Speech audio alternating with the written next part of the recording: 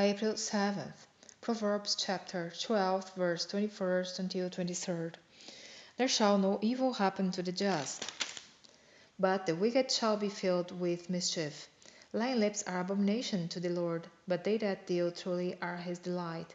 A prudent man concealeth knowledge, but the heart of fools proclaimeth foolishness. Psalm chapter 78, verse 32nd until 55th.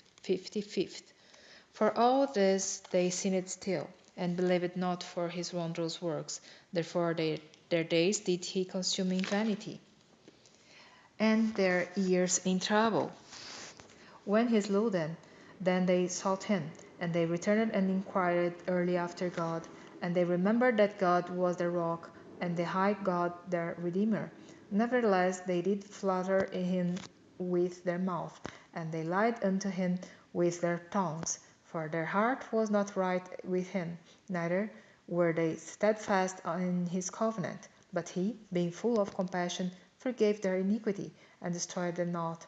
Yea, many a time turned he his anger away, and did not stir up all his wrath. For he remembered that they were but flesh, a wind that passeth away, and cometh not again. How oft did they provoke him in the wilderness, and grieve him in the desert? Yea, they turned back, and tempted God, and limited the Holy One of Israel. They remembered not his hand, nor the day when he delivered them from the enemy, how he had wrought his signs in Egypt, and his wonders in the field of Zoan, and had turned their rivers into blood, and their floods that they could not drink. He sent divers sorts of flies among them, which devoured them, and frogs, which destroyed them. He gave also their increase unto the caterpillar, and their labor unto the locust.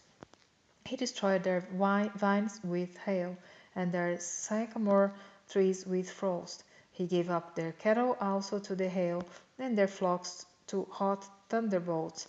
He cast upon them the fierceness of his anger, wrath, and indignation, and trouble, by sending evil angels among them. He made a way to his anger. He spared not their soul from death, but gave their life over to the pestilence, and smote all the firstborn in Egypt, the chief of their strength, and the tabernacles of Ham, but made his own people to go forth like sheep, and guided them in the wilderness like a flock.